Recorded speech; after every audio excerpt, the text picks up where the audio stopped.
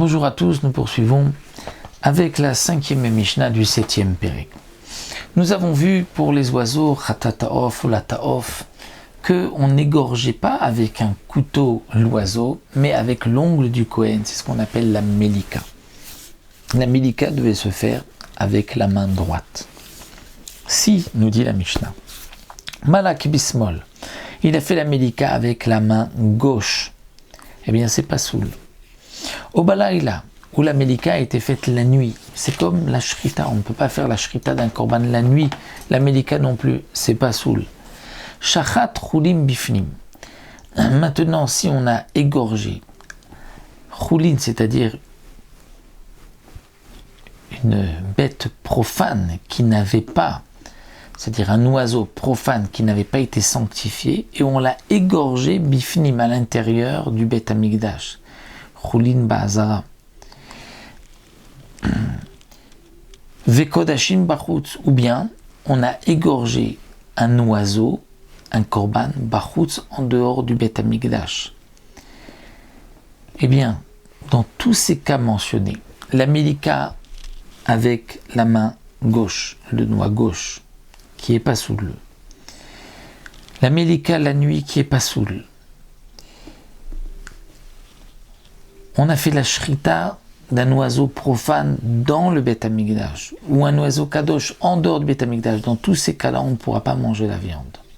Et bien, malgré tout, enan metamim betablia, il n'y a pas de toum'a, comme nous avons vu dans les Mishnah précédentes, lorsque on mange l'oiseau.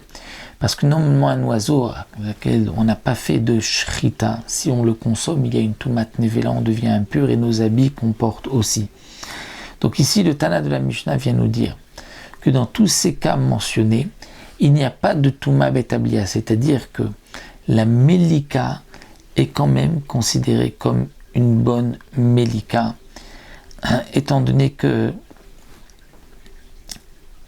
cette Melika, nous dit le Barthénora, si on prend cet oiseau dont on a fait la Melika avec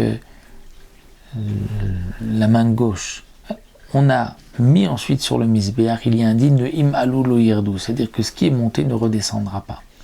Et donc c'est pour cela que ce sera quand même kasher, au moins pour dire que la Melika était valable. Donc ici, le Tana de la Mishnah nous enseigne le digne suivant.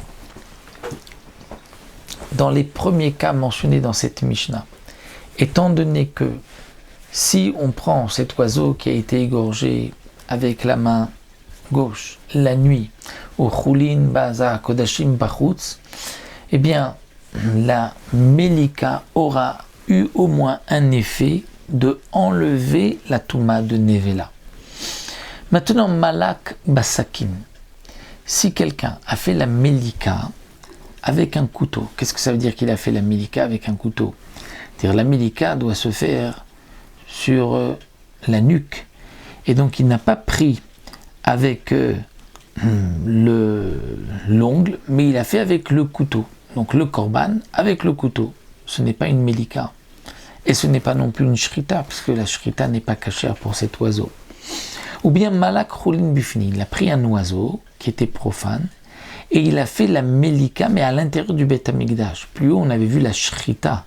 La shrita d'un oiseau Chulin à l'intérieur du Beth Amikdash est quand même une shrita pour lui enlever le digne de Nevela. Mais la Melika d'un oiseau profane dans le Beth Amikdash, ça n'a pas de sens, puisqu'on ne fait pas de Melika pour un oiseau profane, il faut faire une shrita, et là, il n'a pas fait de shrita. Ou bien Kodashim Bachutz, c'est-à-dire que il a fait la Melika d'un korban en dehors du Beth Amikdash. Un korban en dehors du Beth Amikdash, un oiseau en dehors du Beth Amikdash, il n'y a pas de Melika, c'est seulement dans le Beth Amikdash.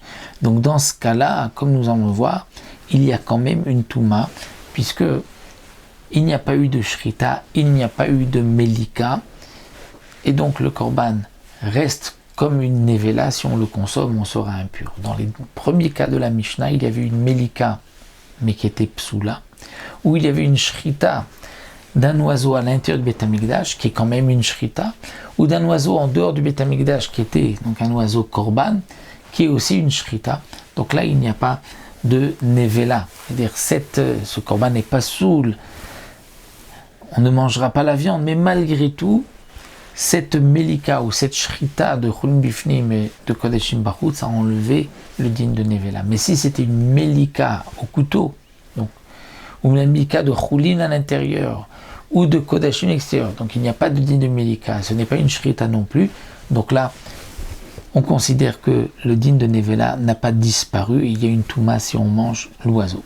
Maintenant, torim chez le higiaz manam, si on a fait la melika d'oiseau, Shelo Igia Zmanam, c'est-à-dire que c'était avant le temps. Normalement, les tourim, ce sont des oiseaux qui sont plus âgés, et les bénéuna, les colombes, qui sont plus jeunes. C'est-à-dire, il y a le din miyazivu, c'est-à-dire que lorsque les plumes commencent à être un peu jaunes, c'est là que c'est cachère pour le pigeon. Et pour la colombe, au contraire, dès que ça jaunit un petit peu autour du cou, c'est que c'est pas soul. Donc, torim chez le higiaz manam.